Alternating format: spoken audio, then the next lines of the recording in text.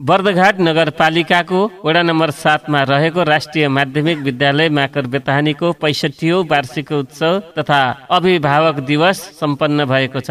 विद्यालय व्यवस्थापन समितिका अध्यक्ष भिक्कु थारूको अध्यक्षतामा सम्पन्न गरिएको कार्यक्रममा बर्दघाट नगरपालिकाका नगर प्रमुख शम्भुलाल श्रेष्ठको प्रमुख आतिथ्यतामा सम्पन्न भएको कार्यक्रममा श्रेष्ठले बोल्दै विद्यालयमा बालबालिका पठाएर अभिभावक घरमा चुप लागेर नबस्न अभिभावकलाई आग्रह गर्दै अभिभावकहरू विद्यालयमा गएर शिक्षकसँग आफ्नो बालबालिकाको गतिविधि बारे जानकारी लिनुपर्ने बताउनुभयो। विद्यालयको वार्षिक कार्यक्रममा विद्यालयका प्रधानाध्यापक शेषकान्त पौडेलले विद्यालयमा गरिएका क्रियाकलाप तथा विद्यालयको शैक्षिक प्रगति प्रतिवेदन प्रस्तुत गर्नुभएको थियो। विद्यालयका विद्यार्थीहरूको चारित्रिक निर्माणका लागि आध्यात्मिक क्रियाकलापलाई पनि निरन्तरता दिने बताउनुभयो। कार्यक्रममा भूमिदाताको तर्फबाट वसन्त कुमार रेग्मीले बोल्दै यस विद्यालयलाई स्वर्गीय पिता बाबुराम रेग्मीले भूमिदान गरी आजको अवस्था देख्न पाउँदा भूमिदाताको रूपमा आफूहरू गौरवान्वित भएको बताउनुभयो।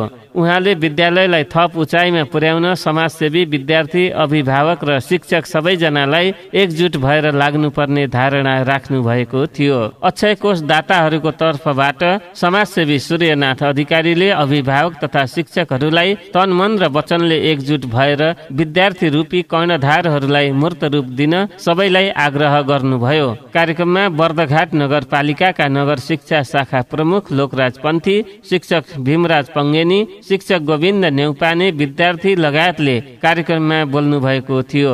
कार्यक्रममा विद्यालयलाई सहयोग पुर्याउनु हुने चन्दादाता, उत्कृष्ट शिक्षक, पूर्व विद्यालय व्यवस्थापन समितिका पदाधिकारी लगायतलाई सम्मान गरिएको शिक्षक बोल्गा नेपालले बताउनुभयो। कार्यक्रममा विद्यार्थीहरूले गीत नृत्य प्रस्तुत गरेका थिए।